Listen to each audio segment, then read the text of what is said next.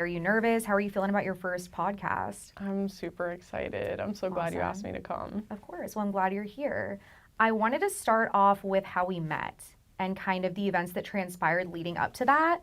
So, you worked for a solar company. We won't name names. Yeah. But let's go into your attempted abduction via a sales blitz in my hometown of all places, which, if you guys are avid viewers of Secured Sessions, you know it's a little sketchy. So as soon as she told me that's where it was, I was immediately worried. But what happened? How did that go? Yeah, so I'd never done door to door before. I'd gotten laid off from my job. I just knew people that were doing solar, and you know, they sell you on it. They sell you on the dream. You see how all these people are living. So But you don't see the ones that died, though. Yeah, no. Yeah. And granted, a lot of these people were male, and then they're hyping it up. They're like, oh, you're a girl, you're going to kill it. This is going to be great for you. So I'm like, you know what? Like, why not? What could go wrong? Yeah, what could go wrong? So the blitz is in Corpus. Got there, off the bat, sketchy vibes. Like, put up in a Motel 6. I have my dogs with me. Like, I'm staying with a random stranger, and then, you know, the first day rolls around, and then they're like, you can't have a car. We drop you off in your hood. Not the hood. And literally not and figuratively, yeah, because you're in Corpus, yeah. Literally a hood in the hood. Girls were stopping at bus stations to take breaks next to crackheads. Like, no lie, it was really bad. So I'm baffled. It's like, no car. I don't even know where I am. I'm not going to not have a getaway plan.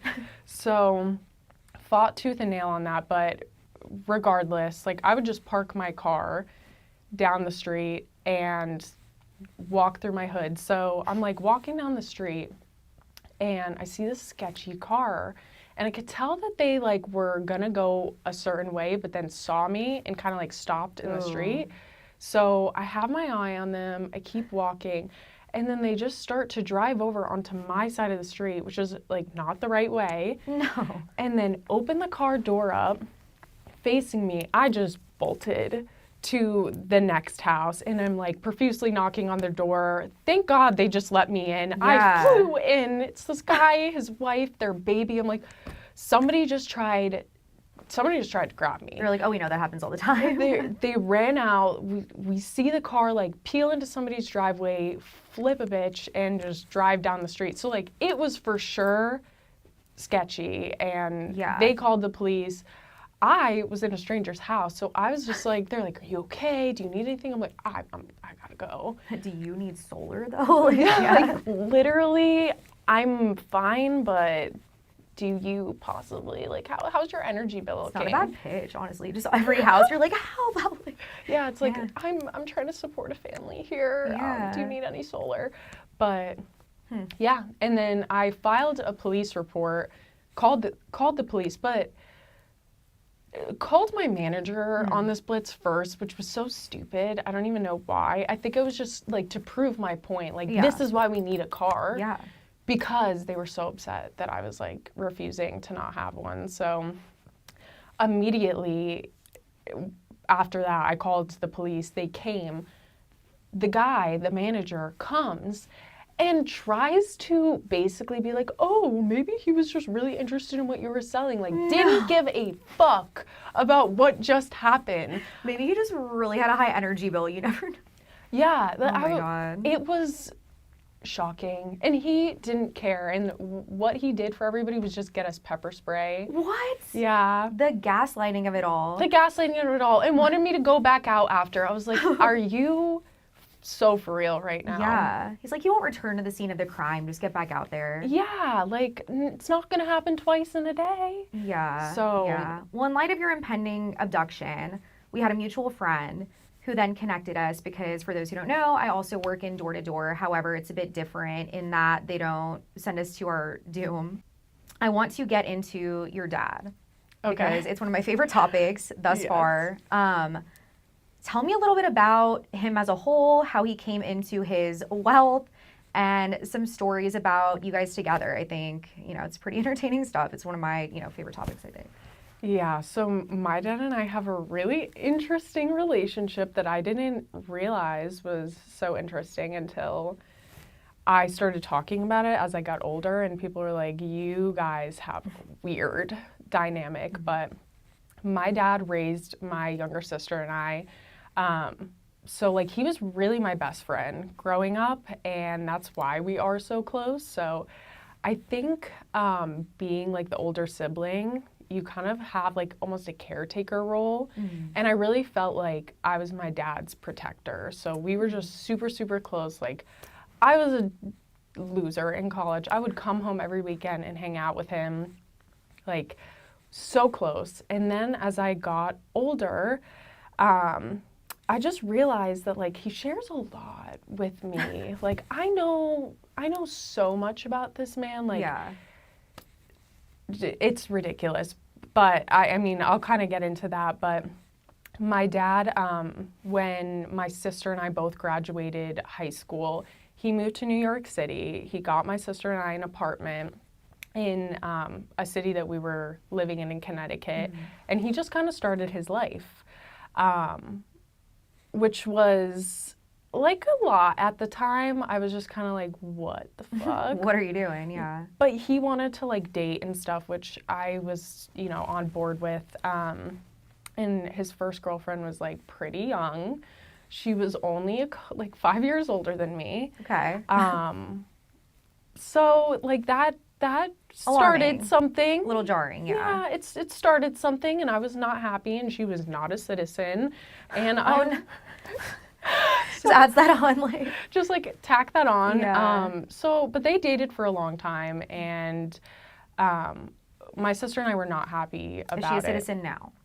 I have no idea. Okay. Hope I she's don't okay out there somewhere. think so. I think she like lives in Dubai now or something. Oh, but yeah, so he then decided like New York City during COVID was not it. He moved to Miami. My dad's always been like a chief operating officer of like tech companies. Yeah. So that's what he was doing in New York. That's what he does in Miami as well, just for a different company. But that being said, you know, you have a high paycheck when you do something like that. Also, you have like equity in these companies, and if you sell off parts of it, you get a lot of commissions. So he's like living life. He's doing pretty well, yeah. Yeah, he does really well for himself, and like honestly, my sister and I aren't expenses for him anymore. So it's just kind of like a single person has a lot. So In Miami. Yeah.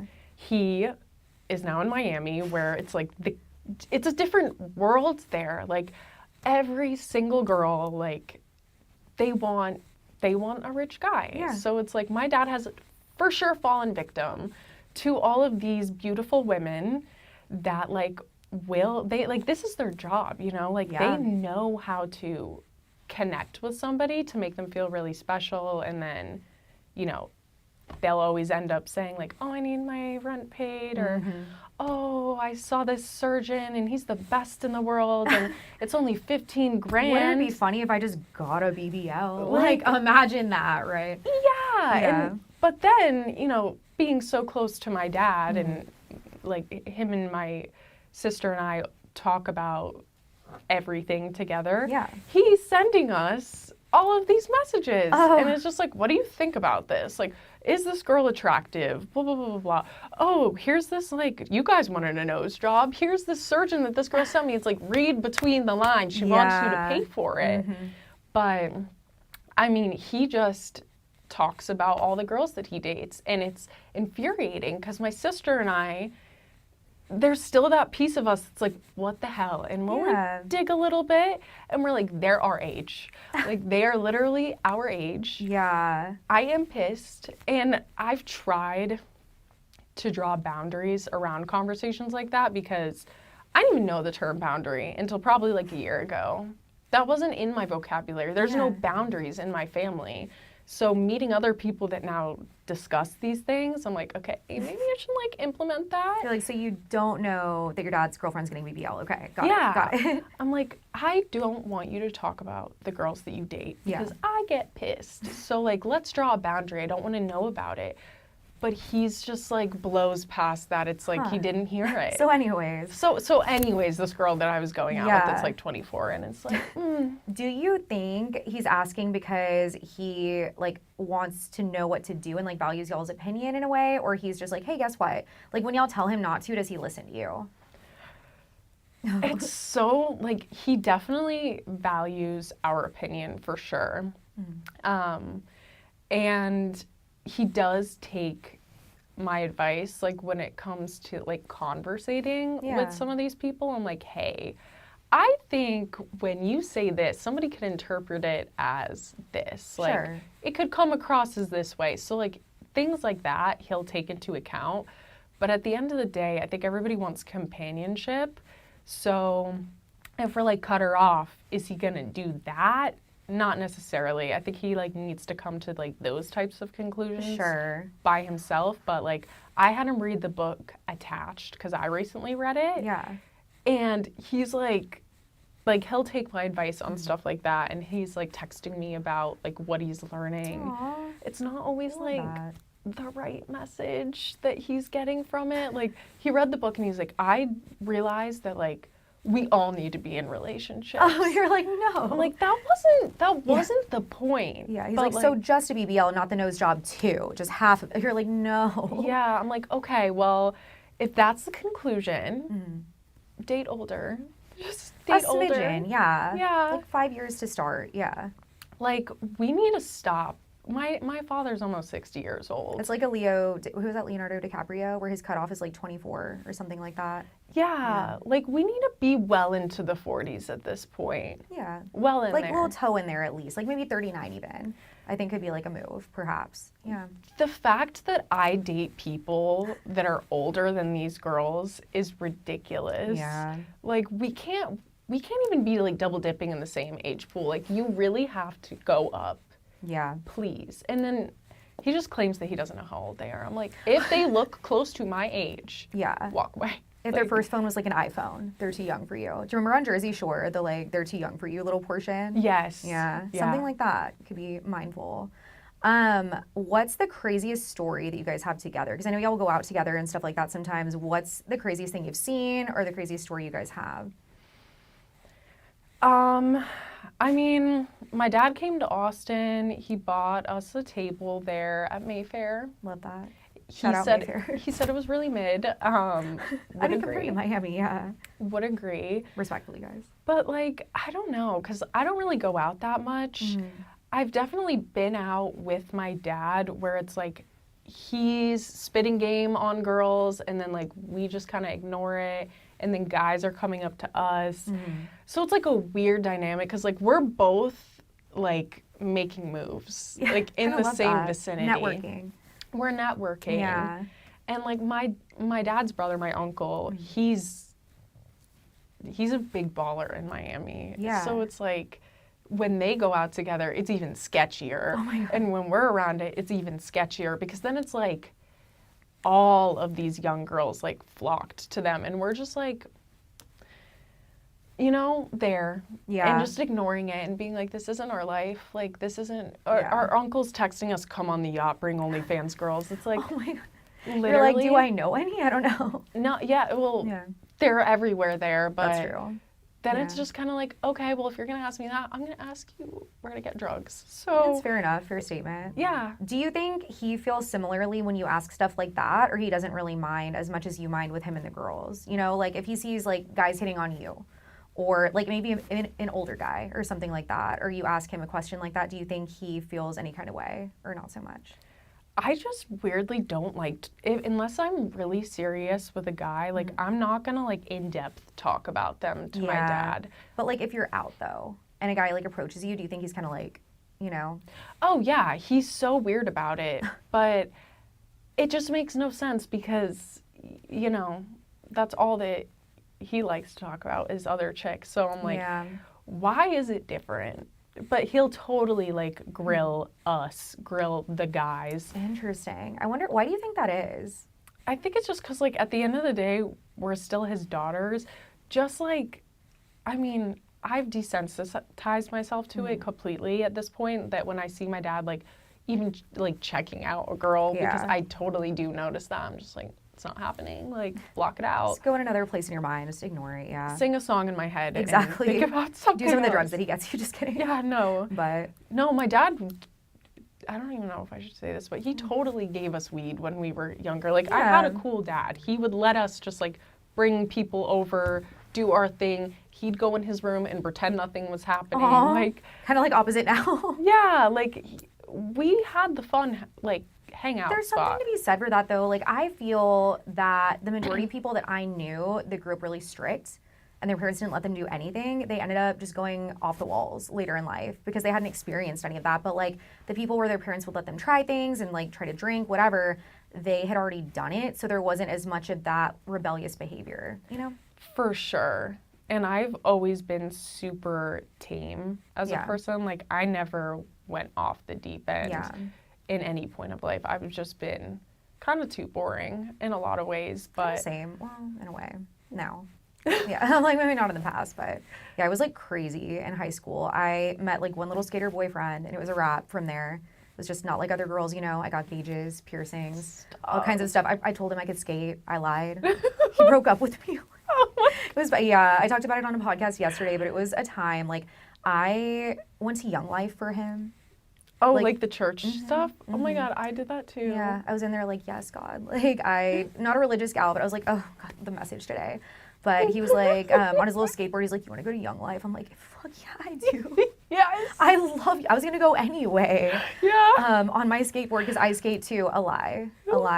But yeah, I don't know. And I think that kind of like cued my little rebellious streak, because he would like party and go out and stuff like that. I was always in like honors and AP classes, and you know, I just had my little High School Musical moment. I guess I was Gabriella, and I was like, no, like I have to have him. Like, let me just, you know. You had your like street version of Troy. Yeah, exactly. Like something like that. I don't know. Like my like Travis Barker little version, I guess. Okay, Yeah. but like that's always been my type. Not necessarily Same. skaters. Yeah.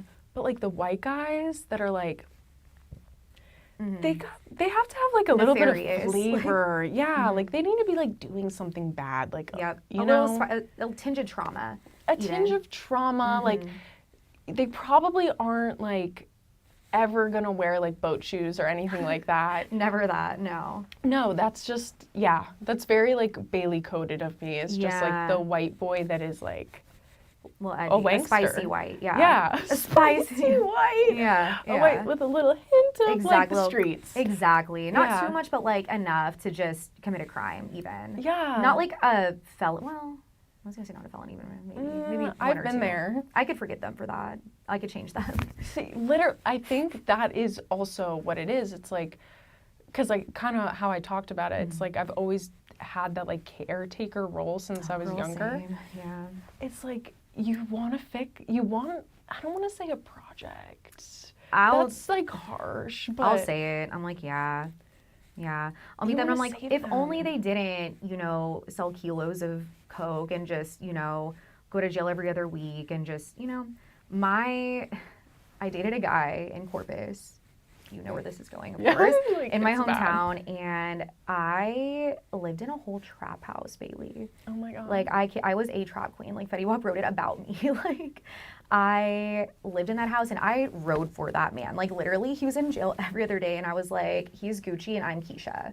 Like I will be here for you no matter what, babe. He went to jail, and like he would stash cash and socks around the house, knowing that he would be going back to jail. He's like, babe, next time I go, just know this is where the money is. Go to like Jason Wolf, shout out in Corpus, the lawyer, criminal defense, just pay him this, like he'll get me out. And he did. I mean, shout out Jason Wolf, he did his thing. But he held it down. all the criminals in Corpus go to him. Like he's really actually great. But Noted. yeah, you're like, if I ever commit a crime down there, the guy who tried to abduct you, if he needs one, Jason Wolf. But yeah, like it was just a wrap from there. And in that moment, I was like, unfortunately, this is the kind of guy that I like. And Alex and I talked about this yesterday on the podcast we did, like our first celebrity crush. I said Bam Margera, Ryan Sheckler, and I'm trying to remember who else, but it was just very much what you're describing. Mine was Riff Raff. Can we just talk about that? Do I have a Riff Raff story for you? No. Bailey, the connections, please. The invisible string theory in effect. Oh my gosh. Well, also in Corpus, Riff Raff came to town to perform. I would as have he should. shit. I did. So he pulls up and I'm like, oh my God, Riff Raff's coming to town. Kind of ironically, but I was like, at the time, very much in my like party era and just, I thought it would be cool to DM Riff Raff. As one would. Yeah, who wouldn't? Mm-hmm. I'm glad you appreciate it and to see what comes of it. So I do. I slide in the DMs. He responds.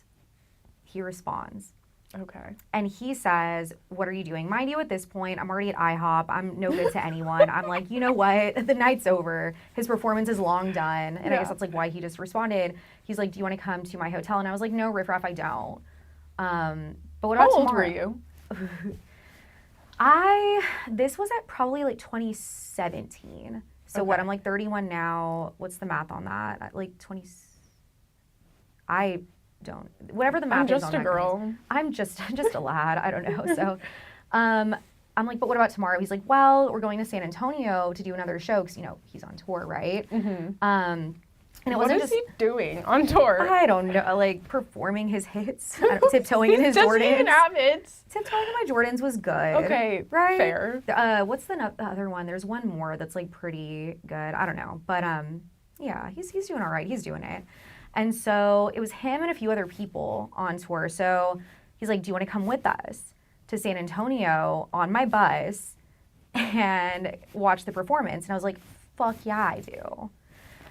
So I pull up to his tour bus, get on. It's him in like this, and I have like photos of this. I might insert them, like in a rainbow windbreaker, like tracksuit.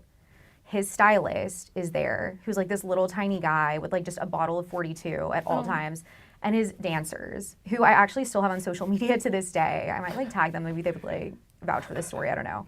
So I'm sitting on this bus, drinking 42 out of a little cup with his stylist, just talking about like styling Riff Raff. Mm-hmm. And I watch the show. He gets on the bus, and I don't want to like air him out. I'm like, sorry, Riff Raff, that I didn't sign an NDA, I guess. Literally nothing was signed. But he was like supposed to be sober at the time. Oh. I don't want to crush anyone's dreams of Riff Raff and, you know, never meet your heroes, right? Yeah. But I did. So he's like, do you have any drugs? And at the time, sorry, Mom and Dad, I was like, fuck yeah, I do.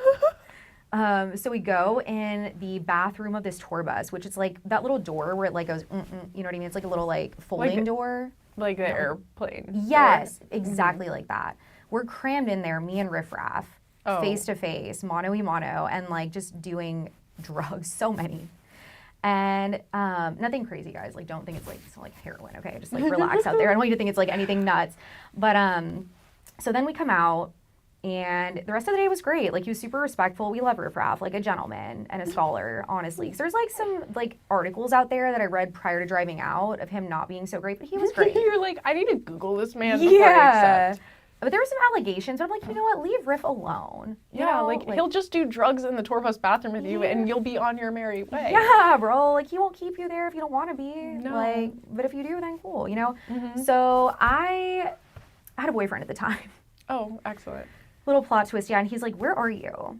Like, none of your I was like, meeting my hero. Don't worry about me. Worry about where are you? Yeah. I actually think it was the drug dealer guy. Yeah, I was gonna say, was he locked up at this point? No, he was out. But I have another story about that where he was in jail and just some activities occurred. That's a whole, woof. Anyways, so basically, I was like, Riff, this has been great, but I have to be on my way. It was great to me, but this is where we part ways. Godspeed. And he's like, okay, I respect that. And I was like, thank you. You're a stand-up guy. I leave. I'm like 20 minutes out, and he texts me. He's like, actually, can you bring the drugs to me and I'll buy them from you? Oh my God. See, exactly. Yeah. He really just wants one thing, everybody. Exactly. Like, only one thing, and it's nothing bad. He's not hurting anyone but himself, you know? So He's gonna end up in rehab, let the but man it's live. fine. Yeah, exactly. So I said no. I was like, I'm already on my way. Like, I'm just getting yelled at by a drug dealer in Corpus Christi, Texas. I must go. It's like a 2.5-hour drive. Like, I want to live. Yeah. But until next time, have a good night. So I drive home, and that was that. That was my encounter with Riff Raff. But he was a good dude, solid dude, you know? So nothing bad to say about him. Well, you know what? that is like you just lived out a piece of like your childhood dream. Yeah, So yeah. Moral of the story is DM Riff Raff if you're ever in the same town. Like he'll probably meet up with you. he'll probably answer. You could probably do it right now. And, like, I mean, like we've moved past that celebrity crush. Like, way. I think I asked him to like homecoming. That's a hoco. On like Twitter. You get Riff Raff a mom, like. Yeah, I was like, oh my god, please come to homecoming. I was probably like 14. Oh. So like, oh, not doing that. That was a thing. Yeah, probably good of him to not. But that was a thing though. People having celebrities go with them, right? Wasn't that? Yeah, and I don't know what I was going through back then. Like he is too much. Yeah. Other, celebrities that give that vibe, fine. Yeah. Like I'll totally be in the MGK Megan Fox era. Like that is I'm good with that one. Yeah, what a comeback for MGK. I think he's like his new music's great. I guess the drug dealer Corpus story. I'll tell that and then we can get into some of yours, but it's a real doozy. So people are gonna be like, what is wrong with Rebecca Lee? Her taste in men questionable. Oh, yeah. So this guy, if he's watching this, he's like, what the fuck is here? Because we like honestly are cool to this day, but at this moment we weren't. So he is in jail at the time. It's New Year's. I'm like, what is a girl to do? It's New Year's, So one of his best friends at the time hits me up and he's like, I'll take care of you while he's in jail. Like, it's what he would want. I'm thinking it's harmless. I'm like, thank you. That is so kind. So over time, he starts like buying me gifts, little like, I think he got me some like Nike Dunks, like little things here and there. I didn't realize he was like trying to buy my affection. And eventually I was like, that's your friend. What are you doing? He's like, he wouldn't care. I'm like, I think he would very much care. Yeah. So he would call me from jail. And there's like a number that would pop up, obviously. So I saved it as Lori Flores, who was one of my best friends at the time. So the jail would call me. And I'm like, oh my God, I have to go to the other room. Like, she's going through a breakup. It's Lori. You see, it says right here, I gotta go. And they're like, you're receiving a collect call from Nueces County Annex. I'm like, you have to pay to talk to them. Yep. And you have to, well, he had money on his books. So he money from the sock in question. Yeah, the sock money. Yeah, so I just had to push a little button. So yeah, I would talk to him like in the bathroom with the vent on. I'm like, hey babe, like I miss you. She's like, where are you? Yeah, it was bad. It was not great. And so he gets out. We reconcile, we're good, and there's a party that happens at the guy's house who was like in love with me while he was in jail. So they're talking, liquor's flowing. My ex goes up to him and the guy's like, I just think it's really cool that you don't mind that Rebecca and I hung out like while you were in there. He didn't know. Oh. Yeah. The anxiety in that moment. Mind you, I chose to stay home from this party, probably for the best, but I'm in bed just like getting my beauty rest, just like in my REM cycle, thinking nothing is going to happen. What could, right? So I get calls from everyone. My best friend at the time, both of them. And so what happened was my ex was like, don't ever bring her name up again. I will kill you. And the other guy's like, well, guess what, buddy? I'll kill you. Oh, and he pulled a gun on him, a whole shotgun, mid-party. This is the Corpus love story. Defending my honor. Literally. Romeo and Juliet. The Notebook Straight even. up. That's what they based it on, I hear. So the party was broken up, to say the least. Luckily, everyone was intact. But yeah, my phone was just blown up, and I was like, oh, this is no good. This is a real pickle I've put myself in. So I haven't done the same since, but it was just a real doozy of a story, yeah. Oh my gosh. Yeah. So just a few Corpus stories for you, just to paint a picture. Honestly, it's like really romantic that like guns were pulled in your honor. Absolutely. Like if someone doesn't do that, do they actually really care? I don't think so. Like they were both willing to catch a charge. Exactly. They had already. They had nothing to lose. Yeah, literally. They're like, what's another one? Yeah, exactly. Just add it to my record, I guess. Like I think at that point they were just so desensitized. He had so many socks stashed. He was like, I'll do it 10 more times. I don't care. But yeah, that's Corpus for you. It was a good time. Who would you say your first celebrity crush was, though? Like, ever? That's a great question. Was it, like, similar vibes to, like, Riff Raff or, like, a little different? I feel like it was probably, like, a Sweet Life Zach and Cody moment, Like, one of them, really remember. Mr. Mosby. It's like running in my lobby. Literally. The bellhop guy, what was his name? Esteban. You love him, Yeah. No, it was just like one of those, just like a little Disney show, but like that's as early as I can remember. I know, I thought they were so cute. Mine was Johnny Bravo, bro. Like, that's telling too. Honestly, I really love his energy. It, looking back, it makes a lot of sense, like of anyone. But I was talking to Alex about that, and she's like, I can see it for sure. I definitely can. Do you have, not similar stories, because I'm not, not everyone has like exes where they pull a gun on someone, but like any crazy stories like with an ex or just dating stories, or like what's the worst date you've ever been on? Oh, okay. I have there's several things that come to mind. Like I have somebody that I dated that was crazy. Yeah. When I was, and I don't even honestly count this as like a boyfriend anymore, because it's just like, we're throwing that one in the past, and it's we don't know him. Yeah. We don't know him. We don't claim him. We never did. Don't claim that energy. I don't I start my dating history college. High school didn't count. Absolutely agreed. Mm-hmm. So, but when I was 16, I had a guy, and he was DMing or Facebook messengering me. Of course. Poking you on, was that on Facebook, the poke thing? Yeah. Yeah, poking me, messaging me. And I looked at his pictures, I'm like, ew. No. But he was so persistent. How it starts. So I was like, you know what? I'll just smoke with him. I don't really care. I was 16, so I'm like, cool. Every guy out there is perfect. If I just keep DMing, it'll hit. Yeah. Never. Literally 16. Please don't, guys. Yeah. Yeah. But I was just like, whatever. So we hung out, we smoked. He's 21.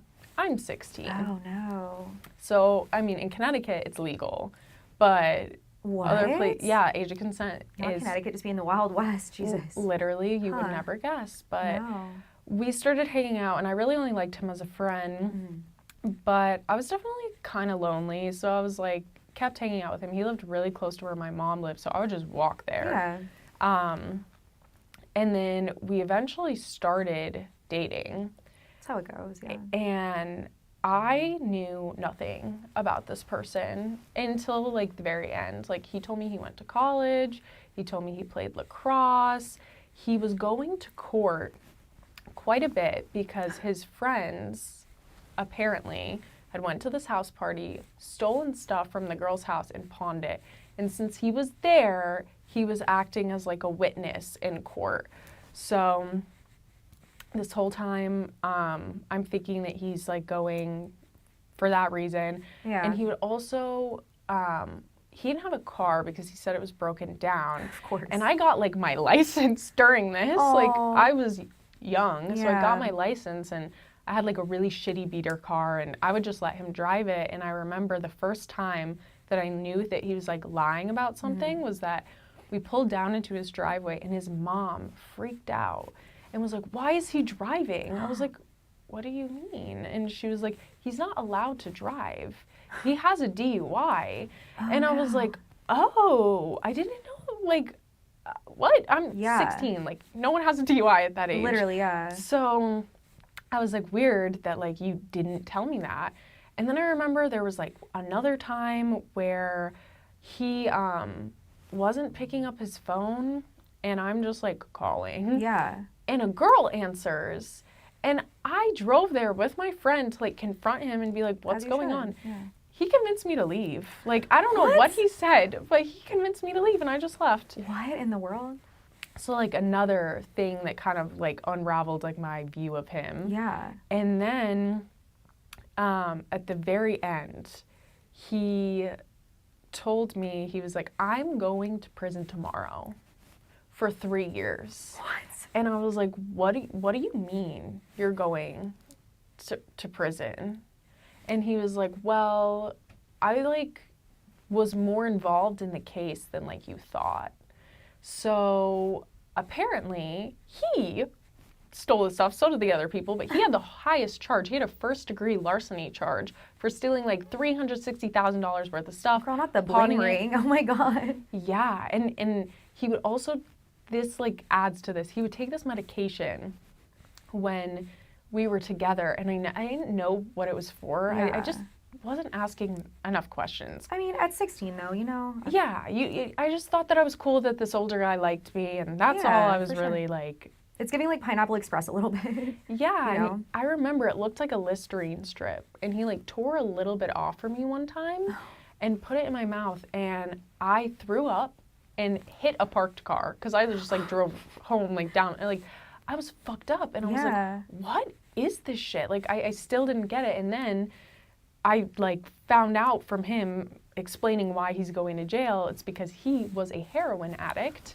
and the medication he was taking was like an opioid replacement. It was called Suboxone, and he gave me that as a 16-year-old, even though it was the tiniest bit. I'd never had opiates before, so he gave me that piece of shit, and I'm just like, my mind is spinning. I can't even comprehend what's going on. Like, you're going to prison, you were a heroin addict, you stole a bunch of shit, you lied about everything. You gave me drugs, yeah. And I just remember the next day, gone. Like, he just went to prison. He was gone. That's for the best, but yeah, damn. I hit up his best friend, and I was like, can you give me more info? Like, what is the truth? Yeah. He was never in college. He never played lacrosse. He was going to court that whole time. He was like on probation for like all these different drug things. Like, it all unraveled. And then, icing on the cake, the day after he went to prison, I get 3 different DMs.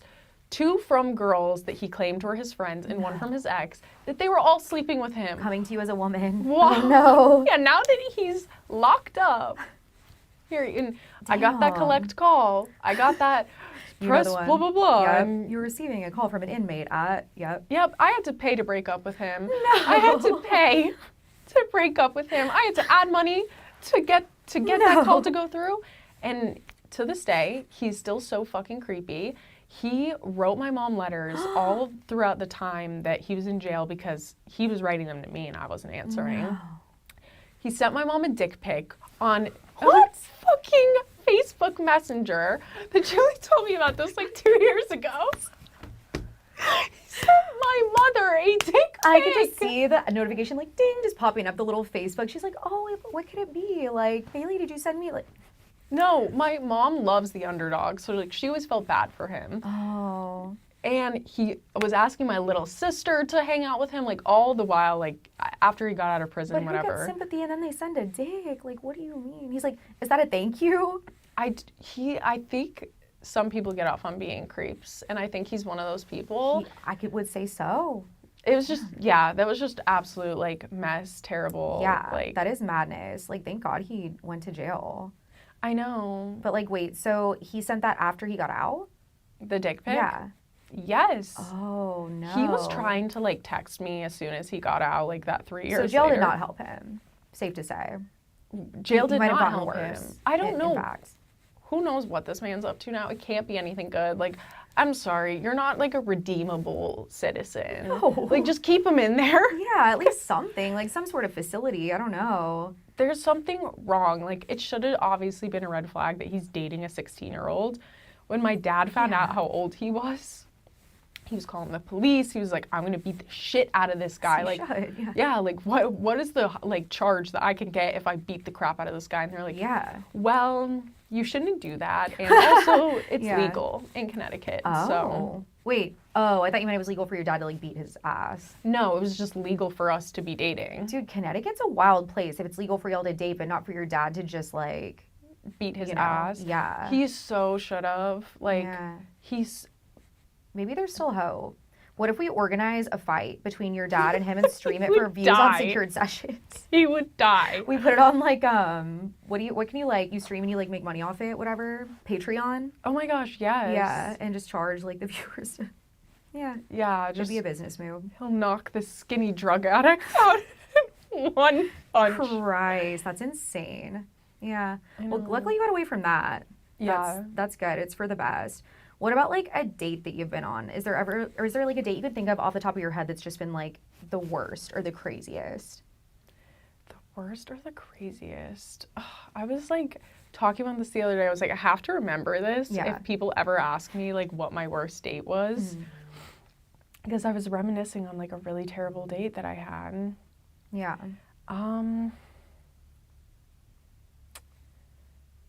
I'm trying to think. Yeah. I feel like if there was something like that terrible, it might stand out. Like for me, like I told one yesterday on the podcast that obviously like when it happened, I was like, I will never forget this as just the worst date that I've ever been on. But yeah, I don't know. I feel like, I don't know, maybe like, do you feel like you date a lot or not really? Because that could be why if you don't go on like a bunch of dates. No, I honestly, no. Yeah. It's like I find one person where I'm like, yeah, I like you, and then it's just over. Same. And then it's just like automatic commitment, automatic loyalty, like not even gonna weigh any other options. Like it's game over. Getting money that's in socks from around a house. Next thing you know. Yeah. They really get you. I wonder why that is. I know we were kind of talking about attachment styles a little bit, and being like anxious attached. I think that probably has something to do with it, you know? Oh yeah. Like something like that. So, and just choosing someone who might need a little bit of like elbow grease, a little bit of help, you know? Yeah, well, I think that like because I read that book Attached and they were talking about the anxious attachment styles, it's usually people who don't like put themselves out there a lot, like they aren't going on a lot of dates. Like they will find someone and they're like, well, it's hard for me to connect with people and I connect with this person and I feel like comfortable around them, so like I need to make this relationship work. Something about like the way the light just reflects off the kilos of cocaine that he sells. I just must, you know, he's perfect to me. Y'all don't understand him like I do. Exactly. Yeah. And like they'll push you away usually because we anxious attract the avoidant. And we're just like, no, like we can show you how much you can be loved and like I can make this whole situation better, but it's like, no. Yeah. You can't. I've learned like if somebody is not like committing to you or they're not like giving you everything that you need to feel like safe, secure, and like not in the fucking danger zone all the time and like, not actually, yeah, because like they're in flight and you're in fight, period. And if somebody's constantly pushing you there, like just wipe your hands clean. There's sort of so many other people out there. I'm giving myself a rule. If I like fuck with someone and we are hanging out consistently, they have 6 weeks to commit. And if we have not reached like a general consensus that it's like, okay, we're spending all this time together, we like each other, you don't want to commit within 6 weeks, like, bye. Yeah. There's a waiting list. Yeah, right, exactly. On to the guy who's been DMing me for 10 years. Just kidding. Don't.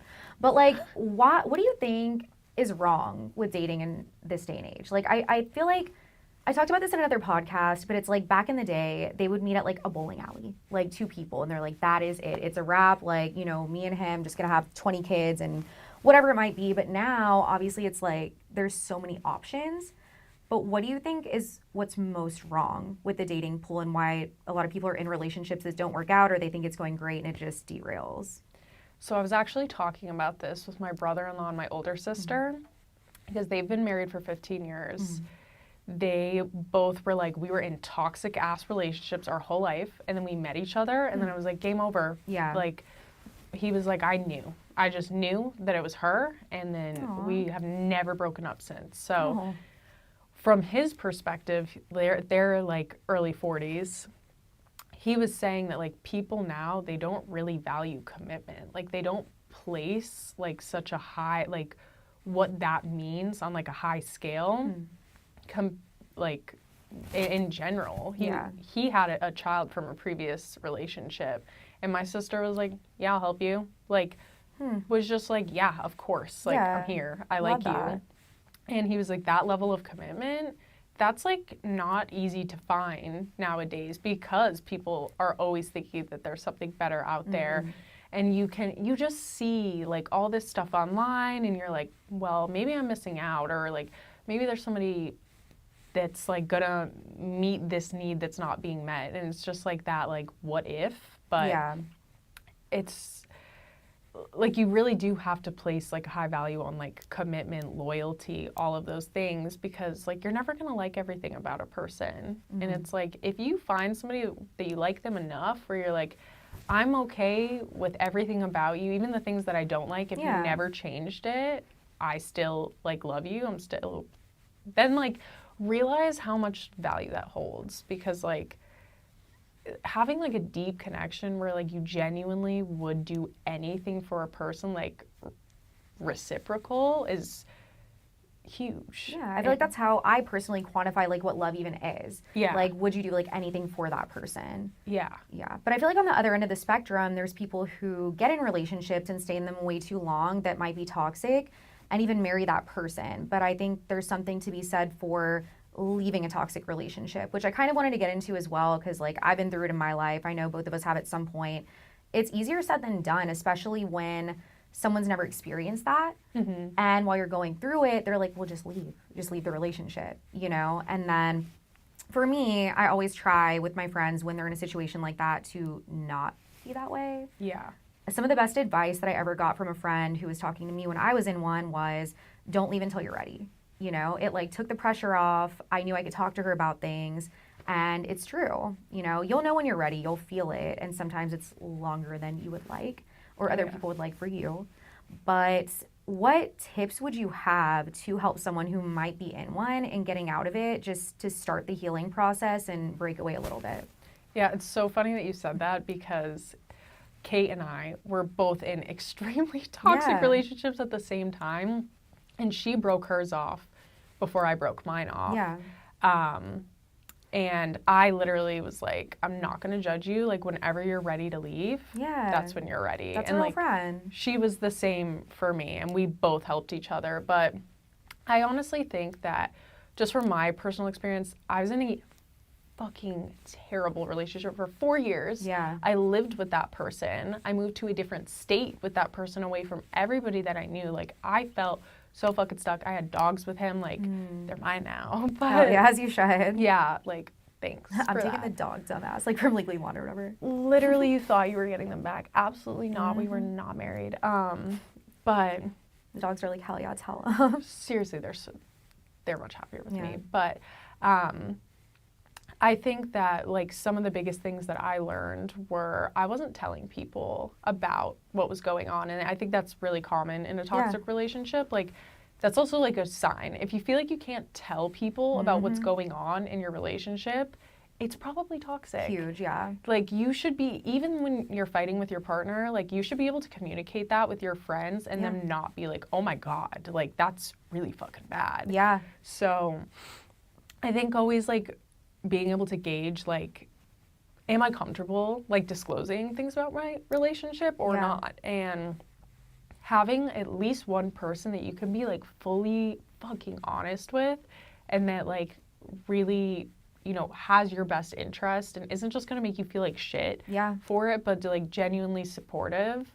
That's really helpful in getting out of a toxic relationship. Like, I feel like that's why guys like that try to isolate you a lot of the time, or girls, whatever, that might be abusive to a guy, whatever it might be. Like, they try to isolate you so you don't have what you're talking about right now. Yeah. Because that's so integral, I agree, to getting out. Yeah, no, literally the guy that I was with, he would get mad if I was talking to my friends on the phone, my sister. If I hung out with anybody, it was just like, I was not gonna hear the end of it. Like, he really, really kept me isolated. Even though we had moved to a different state and didn't know anybody, like, I had one fucking friend, and that was like, whoa. Like too much, Yeah, and like, just, he didn't want me to talk to my family. Like, it was so bad. So, like, making sure that you do have, like, one person, even if you have to fucking, like, sneak it because you're so in deep with that.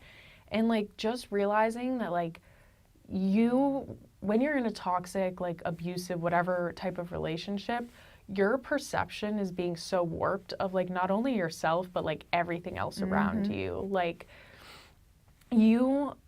like, for example, with me, like, he was literally telling me, you're never gonna find anybody like me, or like, nobody else is gonna put up with X, Y, and Z. Yeah, heard that verbatim. That's so wild. Like, I was just talking to my friend yesterday, and word for word, it's like, do they have like a group, a secret society where they just like recite this stuff together and like learn what to say? It's identical. It's the craziest thing. Yeah. But yeah, and then you start to believe it because you're like, this person loves me, right? So, like, it has to be true. Yeah.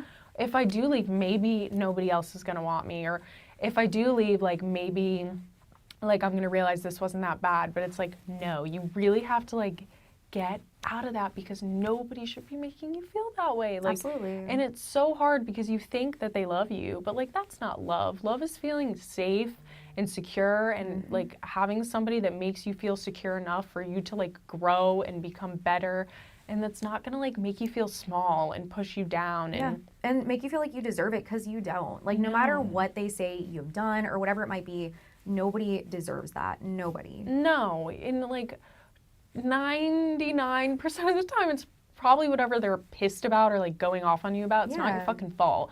They have major insecurity issues, which is why they need to be with somebody that they feel like they're better than. And like a huge thing in that shitty relationship is like he put me on a pedestal.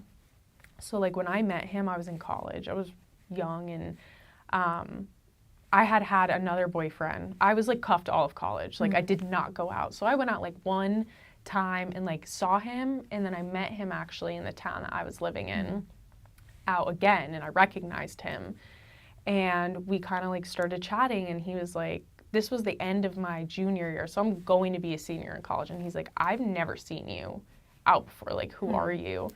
And I was like, I never went out, like I just had a boyfriend, like now I don't. And for him, he was like, oh whoa, this like this untouched girl, like nobody at our school's hooked up with her, like whatever. So to him that was like super prime, which is a red flag. If a guy like cares about your past or cares about like any of that shit, red fucking flag. They're controlling. Like they shouldn't give a fuck about that shit. Yeah, like, you don't even know them then, so like what does it matter? Yeah, exactly. So like already red flags. But I mean, I didn't know him.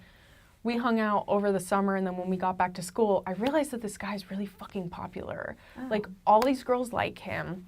He's, like, the hot shot. And then I'm, like, this fucking loser who didn't know anybody. Just and Twilight. I'm like, literally. And I'm, like, I was like, oh, whoa. Like, this guy who gets all this attention is, like, telling people I'm his girlfriend. Yeah, it's, like, flattering, for sure. Yeah.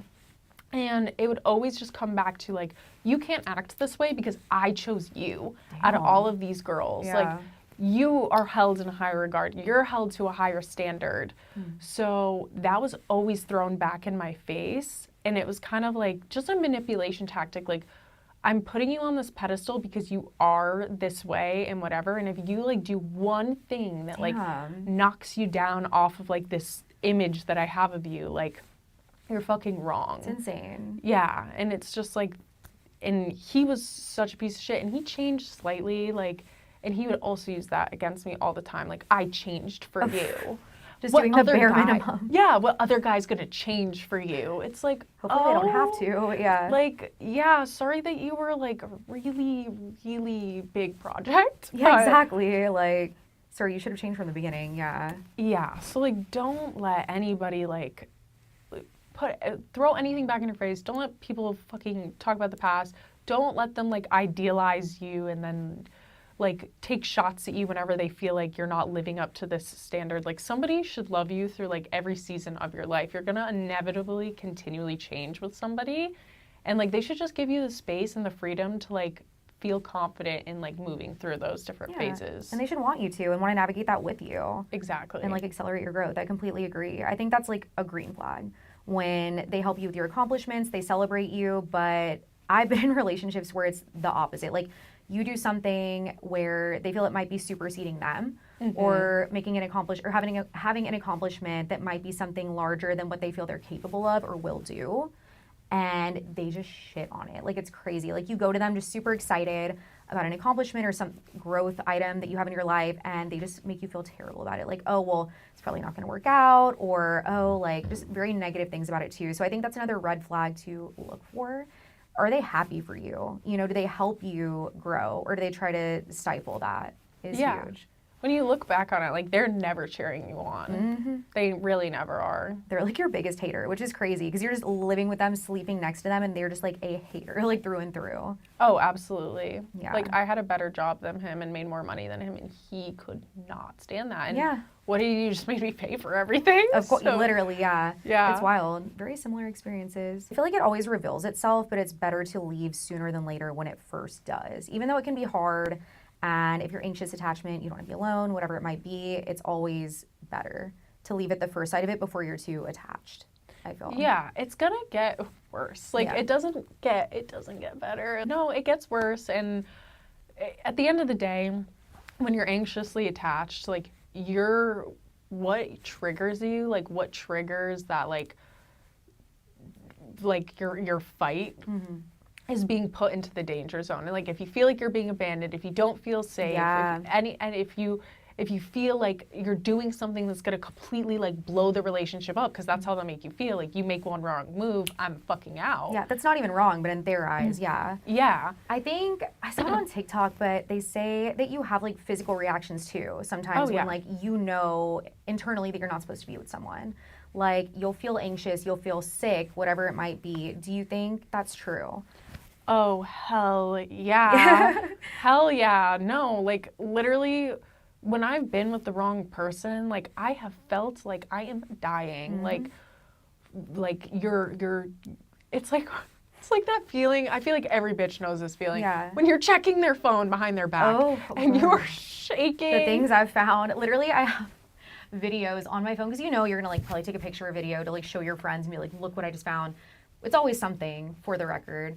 But yeah, like the videos that I have, like my hands just like shaking while I'm recording. It's like just trying to, it's really bad. Yeah. Like, I've found some things, bro, like in the past, just craziness.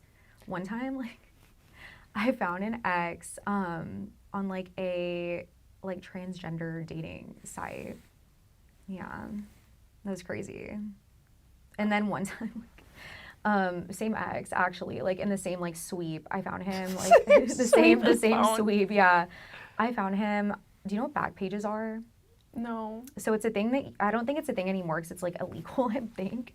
But the corpus back pages. So you go there, it's like the dark web that's just easy to access, I guess, but you can find like whatever. And so people would like sell drugs on there, but they were also just like hookers. And so he was also being hooked by like the dark web, like back page. Yeah. Stop. That was a sweep of all sweeps. It definitely like. That revealed some shit. Things were brought to the surface for sure. Like I sent my friends photos and they were like, leave now. Like get out. Yeah. Because I was sleeping he was like right there next to me and I was like, what in the mother of God? So yeah, I left. So that was good. But yeah, it was insane. I broke up with my ex from the one time I checked his phone. Not the toxic one. I had the other one that I was dating before him.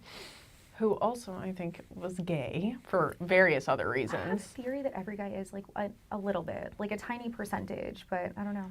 There were so many, like, things that happened that I'm like, this has never happened with another guy that I've known before, so, like, it's really sus. But I just had that gut feeling. Yeah. That gut feeling, like, check that damn phone, babe. Like, check that phone. It's real. Intuition. And what had happened was he had gotten a new phone. All of his contacts, we were trying to get it synced over. We used my MacBook to like transfer it. All his fucking contacts went on my phone, which was super annoying. Yeah.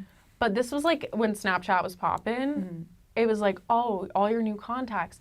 There were bitches with a guy's name saved over it. And I've seen that like, before too. I was like, oh, okay. So I confronted him about it. And he was like, that was when we first started dating. Like, she was still texting He's like, they transitioned, babe. Just kidding. But he was like, and then my ex tried to date them. I'm just kidding. No, he was just like, I like did that when we first started dating. This person was still reaching out to me, whatever. I dropped it. I was like, cool, okay, I believe you. Yeah, not enough like evidence, really. Yeah. Yeah, and then one night we were sleeping. I worked at a sushi restaurant in college, and I had like the night shift, and we were taking a nap before I went in, and I was like, check the phone. Check the phone. There was just alarm bells going off. Like, check the damn phone. It was dead. So I went into the next room, plugged this bitch in, start looking.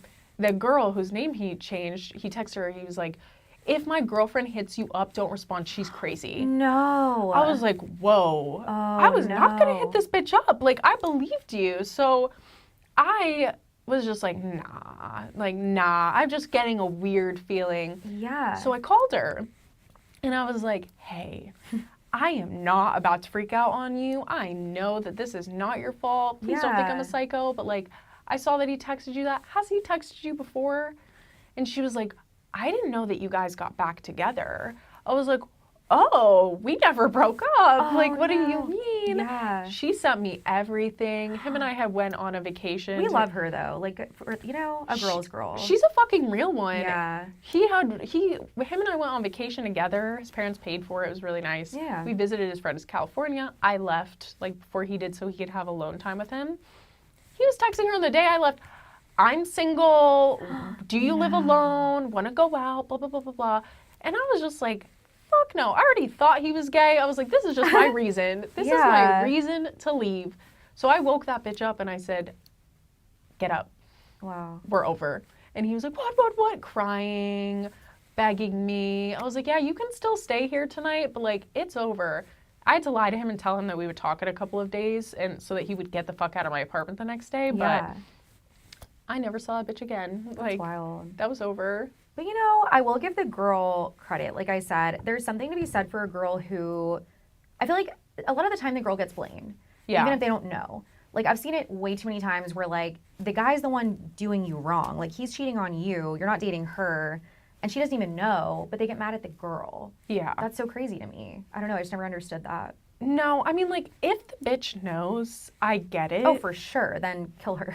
Yeah, like, I get, it's still mostly on your man, obviously, because he's the one with loyalty to you. The other girl doesn't give a fuck about you. Yeah. Like, you're not in her peripheral, so it's totally his fault, period. Yeah. If she knows, you can hate her a little bit, but, like, if she doesn't know, like, that girl was like, I didn't know you guys got back together. Yeah, exactly. Then she sent you everything, too. Yeah, then it's like, she doesn't deserve any of the blame. Even if she did know, she doesn't owe me shit. Yeah. He owes me the loyalty. Like, for sure. I would say get mad at him first, yes, but if she does know, because this has happened to me, like, no, I still hate her just as much. It's the principle of it all.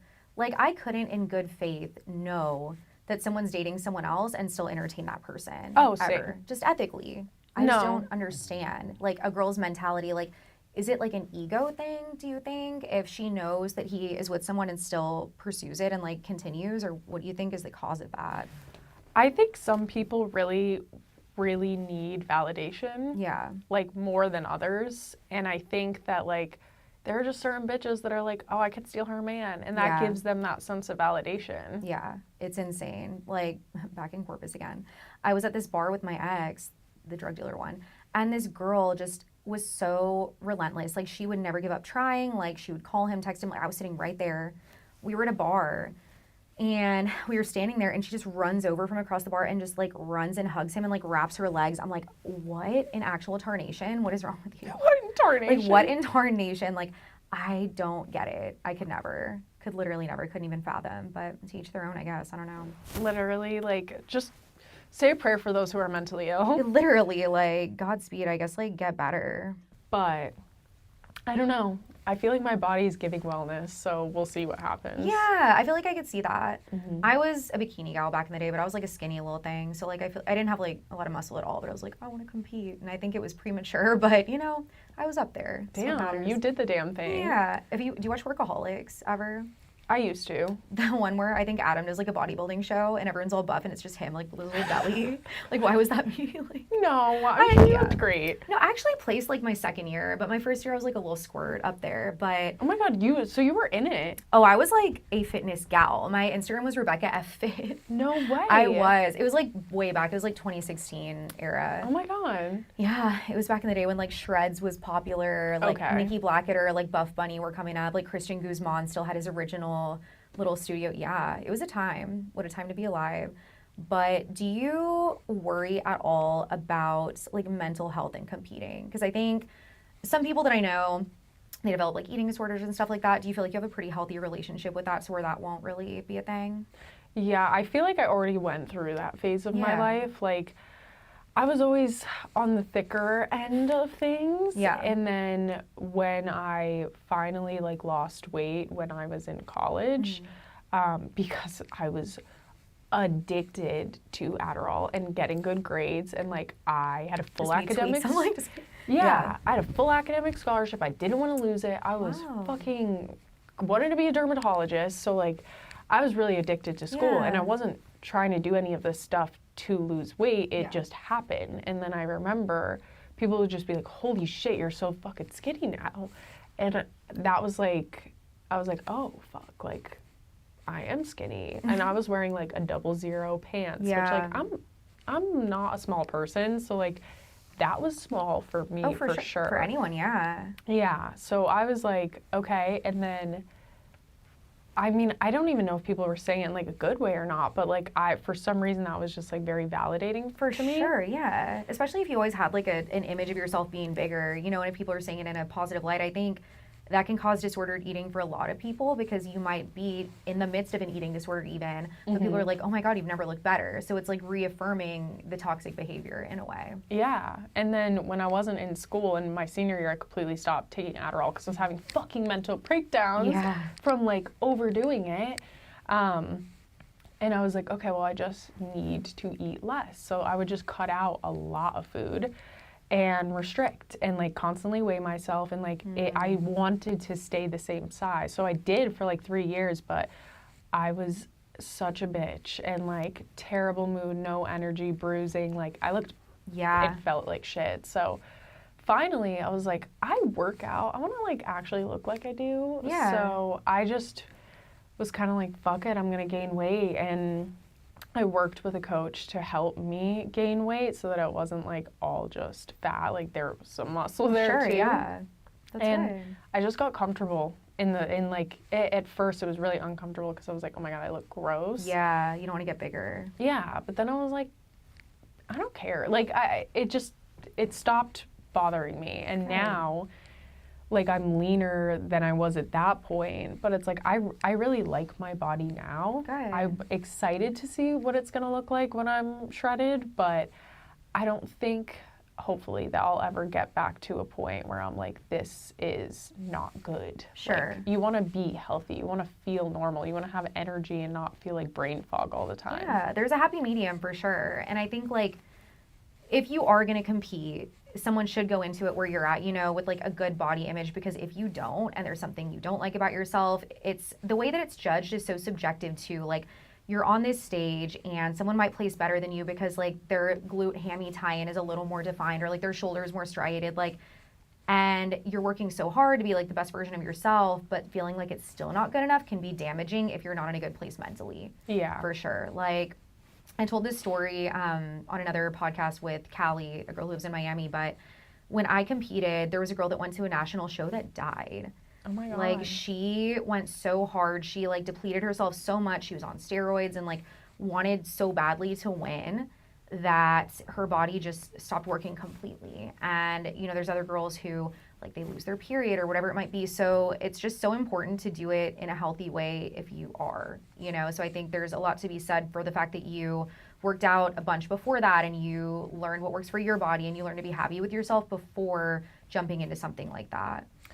Oh, for sure. Yeah. I think just like at the end of the day, looking a certain way is just like one really small piece of like who you are as a human. And when you're depriving yourself, your brain, it's greatly affected. Like you want to live life and feel good mentally. So like nutrition is so key in that. And obviously when you're competing, you are starving yourself, period. Yeah. So you're not going to be functioning at full capacity. Right. And we don't want that. So yeah, that's what I'm going to keep in mind. But I am still excited just to see, because I've never like done a cut while like having as much muscle as I do now. So yeah, that's extremely exciting, I think. And just to push, it's also cool to like see the limits you can push yourself to and what you're capable of, because it's not easy, but it's so rewarding to know that you did what a lot of people won't and can't. You know, there's people who might want to compete and they kind of start prep, but they never make it all the way through because it can be challenging. But being able to stand up there next to other people who put in that level of work is really impressive. Even if it's just one show, that's huge. Yeah. So that's super exciting. Yeah. I wanted to finish out with talking about manifestation. When I met you, I think we talked about this a little bit, and it's one of the first convos we had, but what are your thoughts on that and kind of your words becoming your reality? Because I know a lot of people who have very negative self-talk and they're in a bad place, but it's like you're just going to stay there because you're perpetuating that in your life. So how do you feel that relates to your life and your experiences? Yeah, I mean, I think that kind of what you were just saying, like the way that you talk to yourself is super important. And manifestation, essentially, it's just kind of like holding yourself accountable, right? So let's like take something super trivial, like I want like 100,000 Instagram followers. Okay, you could say that, but like the universe isn't gonna just like be like, boom, there you go. All right, here, Yeah, like here you go. Like it, like speak that into existence because that's what you want, but also like how are you gonna get there?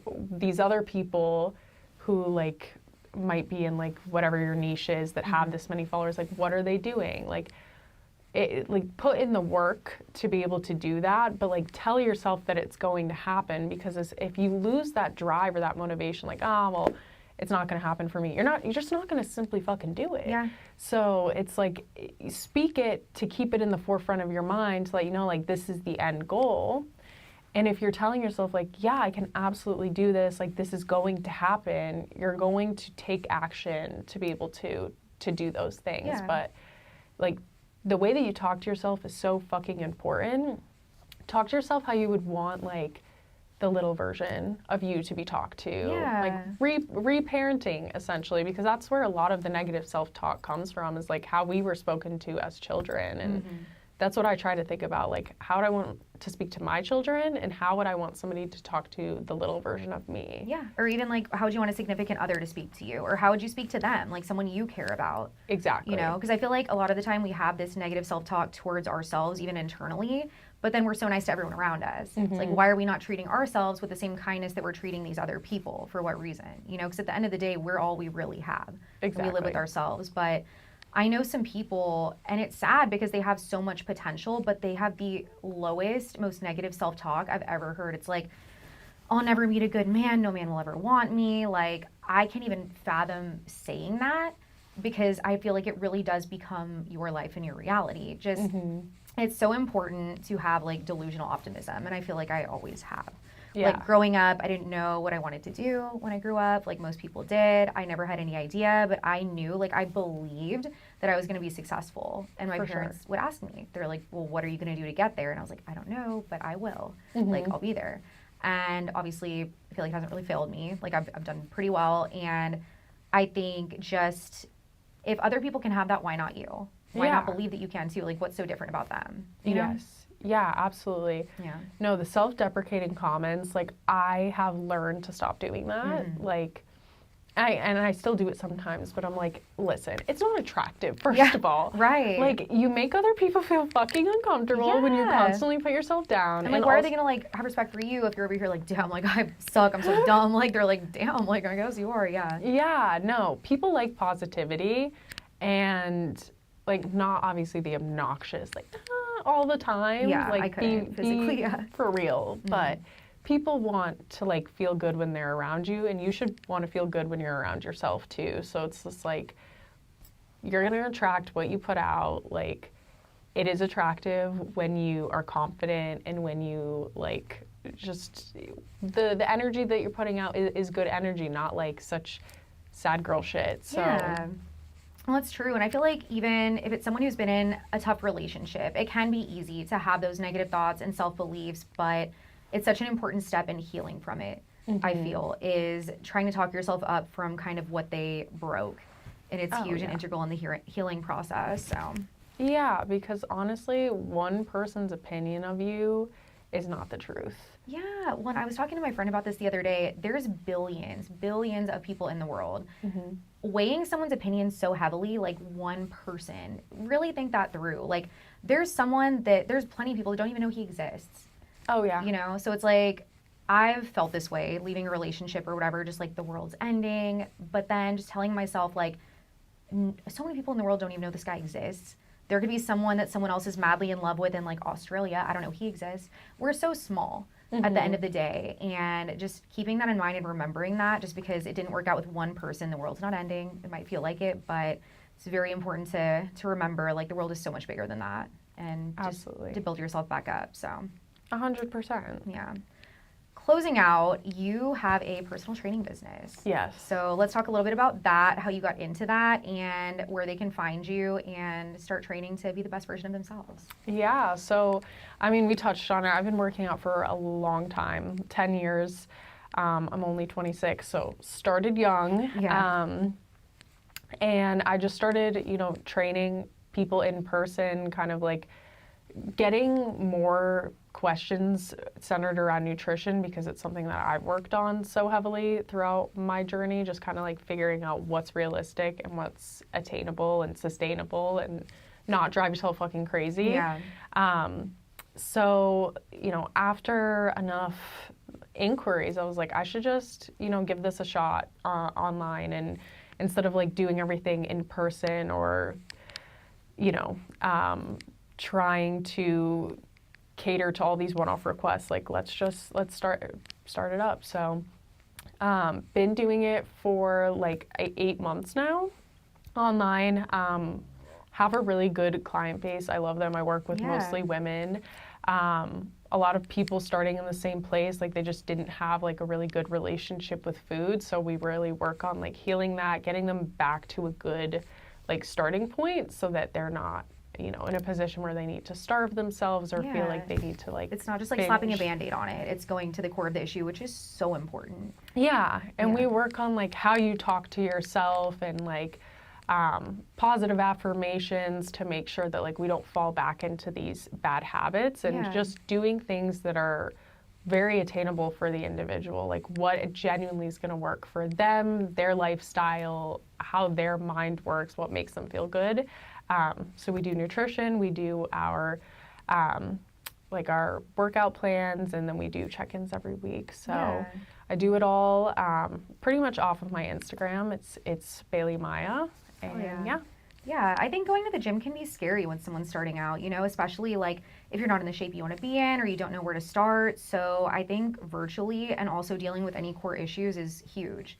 There's so many people out there, and I've had this happen, where they send just a blanket meal plan that they send the same thing to everyone, and obviously it doesn't work out. But quick story, one of the first shows I did when I was a little nugget, like super skinny, was not ready by any means, super unhealthy. The coach that I had was a popular coach in my hometown, and I found out later because he accidentally sent me like another girl's meal plan. It had her name, but like I thought my plan. Yeah. He sent the same meal plan to every single girl on his team, same macros, like we were all different shapes, sizes, points in our like prep, same thing.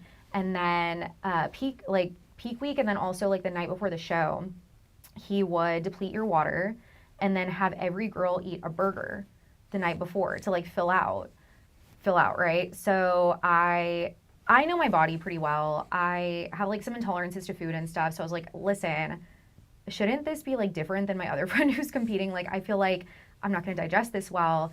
And he's like, no, like I know what I'm doing. So I ate the burger and I was bloated on stage. Like it like fucked me. So yeah, I think back to the point, it's super important to just cater to each individual client. And that's cool that you do that because, he did. So yeah. No, every single person is different. Everybody has different needs. Different things are going to work for different people, and yeah.